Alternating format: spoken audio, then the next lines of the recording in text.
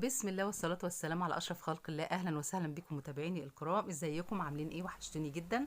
تعالوا بقى نشوف هنعمل الصنف القمر الحلو الجميل ده مع بعض النهاردة. هنعمله ازاي؟ صنف جديد جدا، اللي هو بستخدم فيه مبشور البطاطس فيه سوبها الجديد. يا هلا هلا بيكم. شوفوا بقى، البطاطس احنا هنبتكر طريقة النهاردة مع بعض نعملها بطريقة سهلة وبسيطة ومغذية وصحية واقتصادية، وكمان قيمتها الغذائية عالية. شوف الطعامة والجمال زي ما انا بوريكي كده. عبارة عن اقراص وسهلة جدا في طريقة عملها، ومكوناتها بسيطة جدا وغير مكلفة ومتوفرة في اي بيت، وبسم الله ما شاء الله بترمي معاكي كمية كبيرة جدا. تقدري تحطيها في وجبة الفطور او الغدا، والله وممكن العشاء، تمشي الثلاث وجبات يعني، وتمشي بين الوجبات كمان لو عايزه اثناء اليوم كده رايحه جايه تعملي سندوتشات منها برضو مفيش مشكله. حط اللايك يا قمر انت وهي، اللايك بيرفع الفيديو. ما تنسوش تدعموني باللايك وتشتركوا في قناتي ما كنتيش مشتركه فيها. بتمنى لكم السعاده من قلبي، ودعوه حلوه منكم بتسعدني. طيب زي ما انا بوريكي كده طريه جدا، انا لما بحط الشوكه فيها بصي ما شاء الله تحسي انها طريه، ومتحمره من بره، وطريه وجوسي وحلوه قوي من الداخل. عملناها بايه؟ عملناها بمحتويات وامكانيات بسيطه جدا من جوه بيوتنا ومطابخنا. انا بجيب هنا بوله او سلطانيه او اناء او اي حاجه. انا هنا استعملت الصينيه التيفال دهيت. بجيب الجزر اللي موجود عندك، حبتين او ثلاثة اللي متوفر عندك، دول كانوا جزرتين كبار، ودي بصلايه كبيره بقطعها الى اجنحه، ودي كده بشر حبتين من البطاطس، او حبايه بطاطس كبيره، وهنا برضو طماطمايه واحده متقطعه شرايح او اجنحه زي ما انت شايفه كده. الكلام ده كله بنزله مع بعضه كده في السلطانيه او في البوله او في الاناء او الحاجه اللي انت تشتغلي فيها. انا هنا البصل بفرده بس كده، بفككه عن بعضه عشان ما يبقاش كتل مع بعضها. تبقى عباره عن ايه، شرايح او اجنحه كده، عشان يبقى سهل انها تستوى كويس معايا. طيب انت عندك يا قمر يا ست الكل، عندك مثلا فلفل الوان، قطعي كمان نص حبايه من الفلفل الاحمر ونص حبايه من الفلفل الاخضر او الاصفر اللي موجود عندك. طيب عندك بقدونس اخضر حلو قوي، خدي منه كام عود كده بيدي لها ريحه حلوه قوي، او كزبره. هنا انا بحط ايه بقى؟ بصوا ده عباره عن ايه، زعتر. انا مش قادره اقول لكم الوصفه دي مع الزعتر عامله ازاي، قسما بالله ريحتها تحفه. بالله عليكم جربوها وقولوا لي طلعت معاكم عامله ازاي. هنا بحط سنه من الكمون كمان.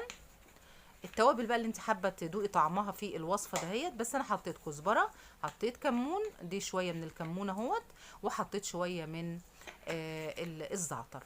طيب عايزه تحطي سنه بابريكا حطي، عايزه تحطي فلفل اسود، انا بضيف فلفل اسود اهوت، حطي. عايزه تقطعي قرن فلفل او شطه حامي عليها برضو مفيش مشكله. دي توم باودر، عندك بصل باودر برضو عايزه تحطي معلقه صغيره حطي. بعد كده بدات انزل بالملح بتاعي، كل ده عباره عن ايه، نص معلقه صغيره من كل اللي انا قلته دوت.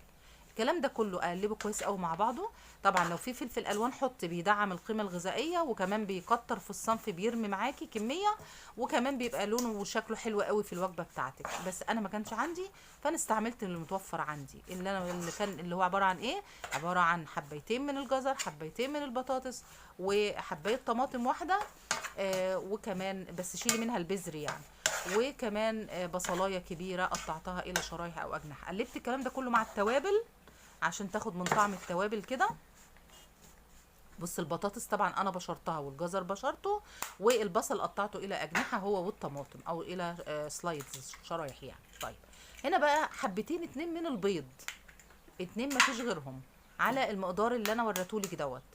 عدد افراد الاسره عندك اكتر وعايزه تزودي المقدار، زودي مفيش مشكله، زودي بيضه كمان او بيضتين، وبناء عليها تزودي الخضار بتاعك. عايزه بالمناسبه تعمليها صينيه واحده وتسويها على سطح البوتاجاز ماشي، عايزه تسويها في الفرن برضو ماشي، عندك جبنه موزاريلا وعايزه تحطيها على سطح الصينيه في النهايه برضو ماشي.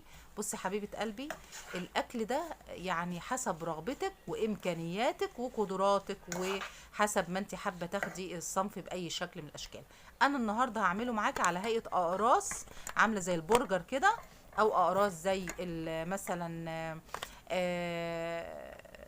زي مثلا شرايح مثلا البرجر، زي اي شرايح انت بتعمليها داخل توست او كده خلاص، او داخل سندوتشات. هنا انا عندي القرص التيفال دهوت. طب ما عندكيش وعندك صينيه تيفال زي اللي في ايدي كده، حط صينيه تيفال واشتغلي فيها عادي، او صاجه البوتاجاز واشتغلي فيها عادي. هنا طبعا انا مقلبه الصنف كويس قوي، لان البيض طبعا بيبدا يصب منك. قلبيه كويس قوي قبل ما تاخدي. انا جيت بالماسك بقى دهوت وبدات اخد كميه من الخضار المخلوط مع بعضه دهوت المبشور دوت، ونزلته على القرص الساخن. بكون بس دهناه بدهنه خفيفه من الزيت. شفت قد ايه الصنف ده اقتصادي وصحي، ما فيهوش زيوت خالص. يا دوبك انا مسحت بس الايه الجريل دوت ايه بمعلقه واحده من الزيت، اقل حتى ده بمسحه الفرشه حتى. تمام. وما خدش مني حاجه خالص غير حبتين اتنين من البيض، زي ما انتوا شفتوا معايا كده. بتاخدي بالحامل او الماسك دهوت كميه، وتبداي تنزليها على القرص الساخن او صينيه تيفال او صاج البوتاجاز اللي متوفر عندك. يبقى دي طريقة احنا وظفنا فيها البطاطس والجزر والبصل بطريقة لذيذة وحلوة. لو عندك كزبرة خضراء حط عودين، عندك بقدونس حط عودين، عندك فلفل الوان حطي، مش مفيش مشكلة خالص. قرن فلفل حامي برضو ماشي، مفيش اي مشكلة. بس لو في اطفال طبعا بتراعي ان لا. هنا بدأ ايه يستوى هو ويحمر من الجهة، بدأت اقلبه الى الجهة التانية. بصي بسم الله ما شاء الله، هو لا لازق ولا اي حاجة، ولا ساب من بعضه فارط ولا اي حاجه. بسم الله ما شاء الله، طالع قرص واحد اهوت بالشكل اللي انت شايفاه دوت. تمام يا قمر، تمام يا ست الكل. حط اللايك يا قمر يا حلوه يا مدلعه انت وهي. ما تنسوش تدعموني باللايك. ربنا يأجركم كل خير يا رب. ويجعل كل علم احنا بنقوله، كل معلومه يجعلها علم ينتفع به يوم القيامه يا رب، اللهم امين. شفت الطعامه والجمال هيبدا يستوى. انا وريتك لونه وشكله بقى بالطعامه والجمال والحلاوه اللي انت شايفاها دي. شفت الطعامه، شفت اللذاذه، شفت حلوه قد ايه. انا عايزه اقول لك ان الكميه دي وباقي كمان حوالي 5 اقراص كده منها، دي من بيضتين اتنين بس، ومن الخضار اللي انا وريتهولك. يبقى انت هنا لو عندك بقايا خضار موجودة في التلاجة تقدري تستغليها في الصنف بتاعنا القمر ده، وتعملي منه وجبة غذائية قيمتها الغذائية عالية. عايزه اقول لك في بروتين حيواني قيمته الغذائيه عاليه متوفر في البيض. عايزه اقول لك ان هو صحي لان ما فيهوش دهون او زيوت. عايزه اقول لك في فيتامينات ومعادن متوفره في الخضار اللي انا حطيته. الطماطم فيتامين سي، الجزر فيتامين اي او الف، البطاطس برضو فيتامين اي، البطاطس فيها نشويات. يعني انا عندي معادن وفيتامينات في الصنف ده. فوق قولي بقى زي ما انت عايزه. بالاضافه الى انه بروتين حيواني متوفر في البيض، وطالع معانا بالطعامه دي. قسما بالله ما ياخد في ايدك 10 دقايق عمايل. هتبشري الكلام ده كله، تخلطيه مع التوابل، تكسري البيض، تبداي تسخني الصينيه وتبداي تنزلي بيها سهل قوي لو عملتيه في وجبه الفطور او في وجبه العشاء او الغداء. تقدري تعملي شويه بدنجان مخلل جنبه، ويبقى احلى وجبه مع طبعا خبز ولا حاجه، وتبداي ايه تتناوليه. الف هنا وعافيه على قلوبكم. ما تنسوش تدعموني باللايك ودعوه حلوه منكم وكومنت جميل. الى اللقاء في فيديو اخر ان شاء الله. مع السلامه، الى اللقاء.